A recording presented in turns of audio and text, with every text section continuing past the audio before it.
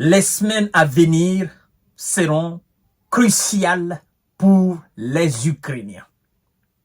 Les semaines à venir seront très déterminantes, seront très difficiles, très catastrophiques pour l'armée de Volodymyr Zelensky. C'est le média britannique qu'on appelle le Time qui vient de faire cette sortie-là, mesdames et messieurs. Pourquoi ce média dit cela? Pourtant, les médias occidentaux sont censés soutenir, n'est-ce pas, Monsieur Zelensky dans tout ce qu'il fait. Les médias occidentaux sont censés couvrir même les erreurs les plus intolérables et impardonnables de Monsieur Volodymyr Zelensky. Mais ce média britannique dit clairement ceci. Les semaines à venir seront cruciales. Et beaucoup plus loin, vous allez comprendre les raisons pour lesquelles ce média a dit cela. Et qu'est-ce qui a poussé ce média? Le média se repose sur quoi pour dire cela?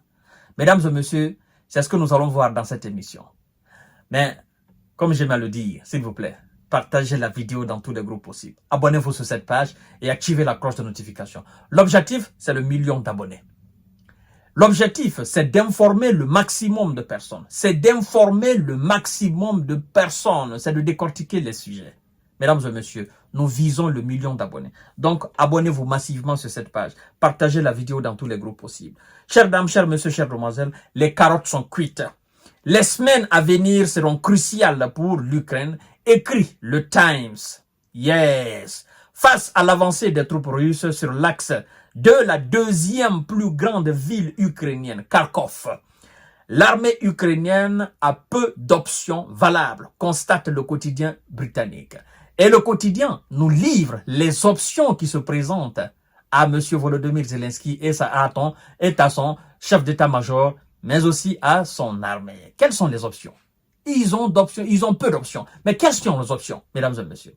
Nous allons voir tout à l'heure, chères dames, chers messieurs, chères demoiselles, comme elle est confrontée à un manque d'effectifs. Comme elle est confrontée à un manque d'effectifs. Qui est confronté? C'est l'armée ukrainienne, mesdames et messieurs. Comme elle est confrontée à un manque d'effectifs, les généraux de Kiev doivent choisir où les envoyer. Vous voyez maintenant? C'est très inquiétant. C'est que le média relève là. C'est très inquiétant. Comme l'armée ukrainienne est confrontée à un manque considérable d'effectifs, les généraux alors de l'armée ukrainienne doivent décider, en connivence avec les généraux américains, mais aussi les généraux européens. Ils doivent décider ensemble où est-ce qu'il faut envoyer le peu d'effectifs qu'ils ont maintenant. Faut-il les garder à Tcharchifiar? Faut-il les garder ou encore à Kharkiv? Faut-il les garder au niveau des villages? Ou tout simplement, faut-il les replier, laisser la ville de Kharkiv à la Russie et venir, n'est-ce pas, auprès de Kiev? En faisant cela, qu'est-ce qui se passe? Alors, ils perdraient une ville importantissime. Une ville d'1 300 000 à 400 000 habitants. On est en train d'évacuer même cette ville-là. Alors, chères dames, chers messieurs, chères demoiselles, les généraux de Kiev doivent choisir où les envoyer. Vers Kharkov ou Tchasofiar, site stratégique dans le Donbass, suggère le média britannique. Le média continue en disant ceci. L'incertitude plane aussi autour de la livraison des munitions d'artillerie, poursuit le Time. Adopté finalement dans le projet de loi d'aide militaire de Biden, arriveront-elles à temps pour changer la donne? Le média pose des questions. Est-ce que les 60 milliards, les 61 milliards de dollars qui serviront d'acheter des munitions et des armes à l'Ukraine, est-ce que les matériels arriveront à temps?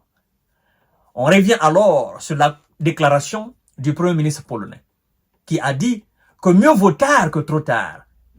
Et plus loin, il dit, j'espère qu'il n'est pas trop tard pour l'Ukraine. Naturellement, il est trop tard et il sera toujours trop tard. Parce que pendant que l'armée russe est en train de pilonner, n'est-ce pas, le peu d'effectifs que Zelensky a sous la main, Les États-Unis sont en train encore de réfléchir comment il faut faire pour livrer ces armes.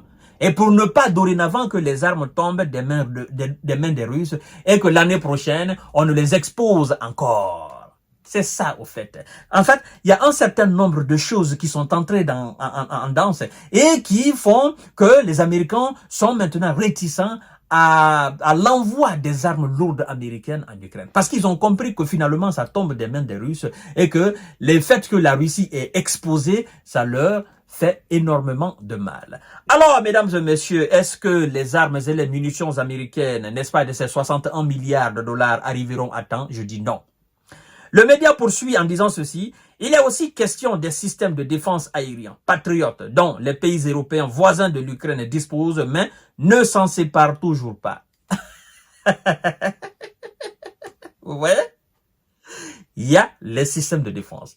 Zelensky a pleuré. Il a pleuré toutes les larmes de son corps en demandant les systèmes de défense patriotes. Parce qu'il sait que ses voisins en ont. Mais on a tellement promis à Volodymyr Zelensky qu'il a un musée chez lui où il détient toutes les promesses des chefs d'État européens. Il détient toutes les promesses dans son musée-là. Le musée est plein des promesses européennes. Et donc, on ne va pas livrer les systèmes de défense aériens patriotes. Parce que tout simplement, il faut former aussi des gens à l'utilisation de ces systèmes-là, mesdames et messieurs.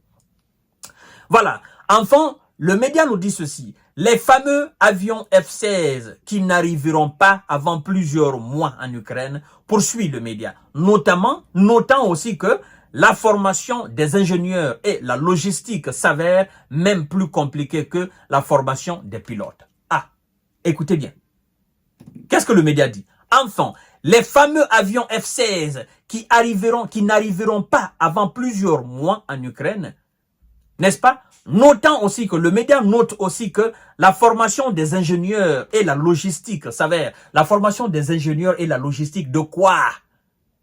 Des F-16 s'avère plus compliquée que la formation des pilotes. Et donc, ça veut dire quoi? Ça veut dire que M. Zelensky, de long en large, il a perdu. Il y en a qui pensaient seulement que, oh non, il faut former. Non.